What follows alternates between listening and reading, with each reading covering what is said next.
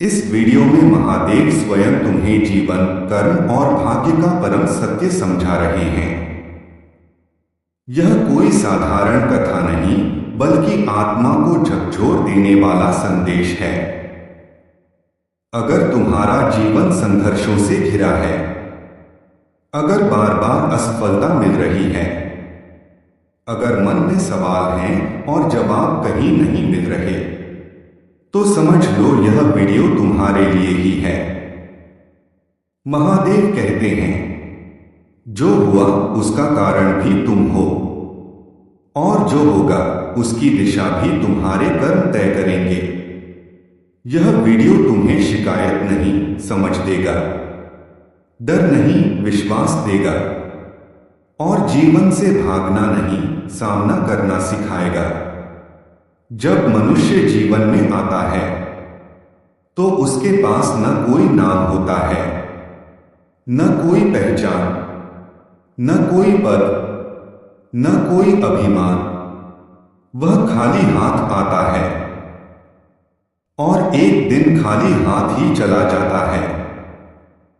लेकिन इन दो बिंदुओं, जन्म और मृत्यु के बीच जो यात्रा है, वही जीवन कहलाती है।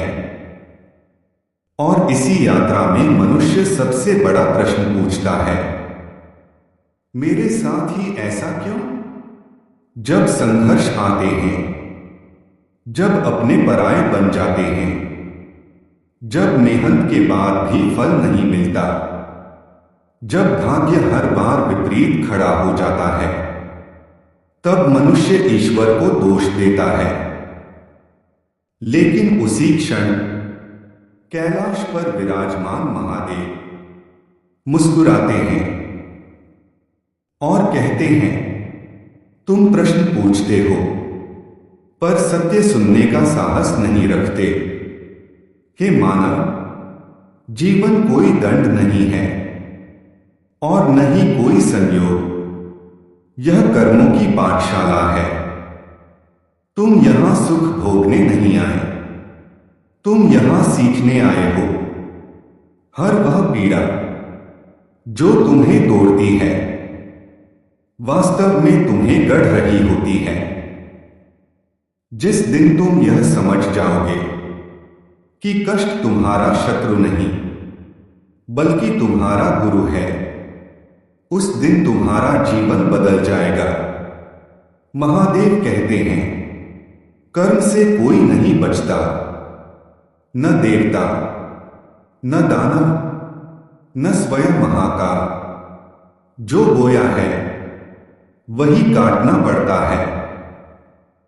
पर मनुष्य की भूल यही है कि वह कर्म तो करता है, पर परिणाम से भागता है।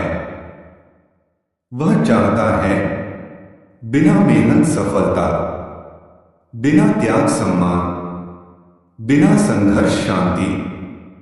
पर प्रकृति ऐसा कभी नहीं करती। मनुष्य कहता है, मेरे भाग्य में ही दुख लिखा है। महादेव मुस्कुराते हैं और कहते हैं, भाग्य लिखा नहीं जाता, भाग्य रचा जाता है। तुम्हारा आज का भाग्य तुम्हारे कल के कर्मों का परिणाम है, और तुम्हारा आने वाला भाग्य आज के निर्णयों से बन रहा है। जो यह कहता है कि मेरे हाथ में कुछ नहीं, वह अपने कर्तव्य से भाग रहा है। संघर्ष क्यों आते हैं? हे मानव, अगर तुम्हारा जीवन सरल होता तो तुम कभी मजबूत न बनते।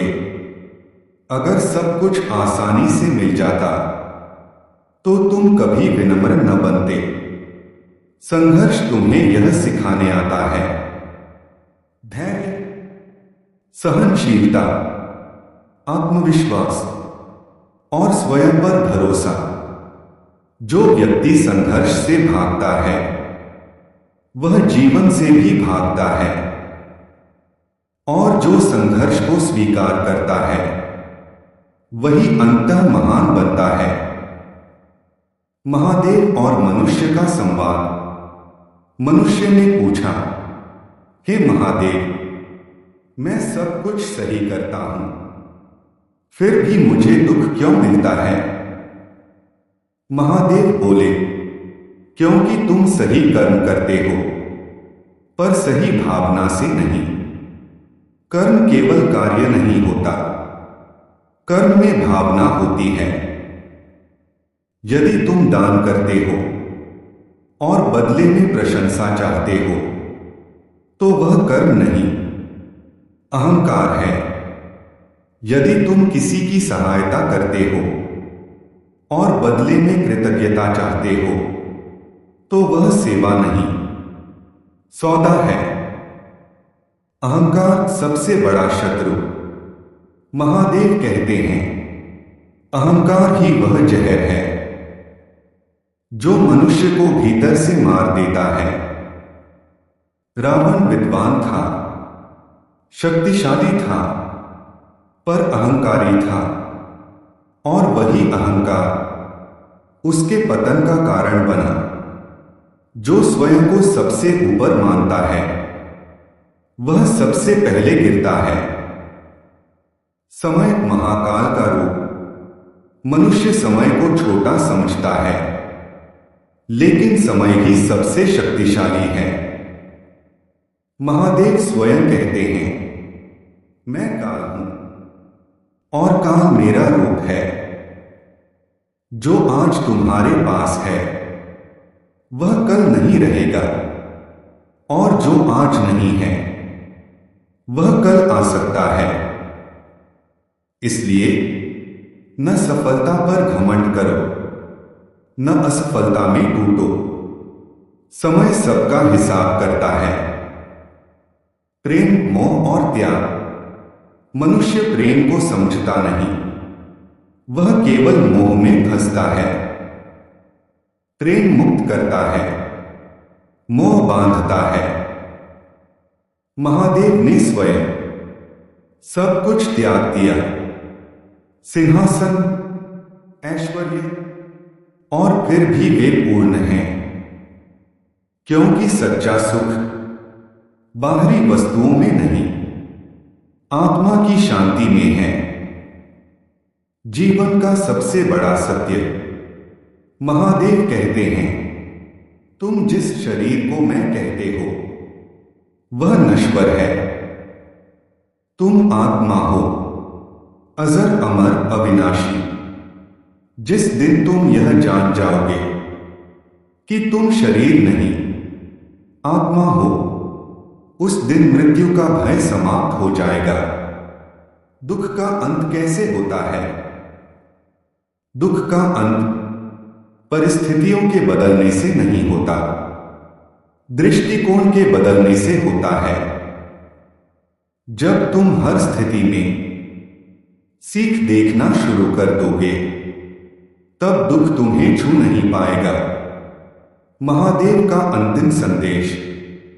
हे मानव, जीवन से मत भागो, कर्म करो, पर फल की चिंता मत करो।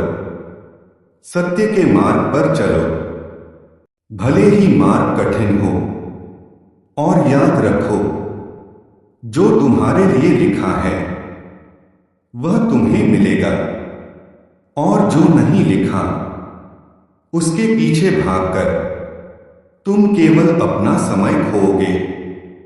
अगर यह कथा तुम्हारे मन को छू गई हो, अगर तुम्हें अपने प्रश्नों के उत्तर मिले हों, तो समझ लेना, महादेव ने तुम्हें सुन लिया है।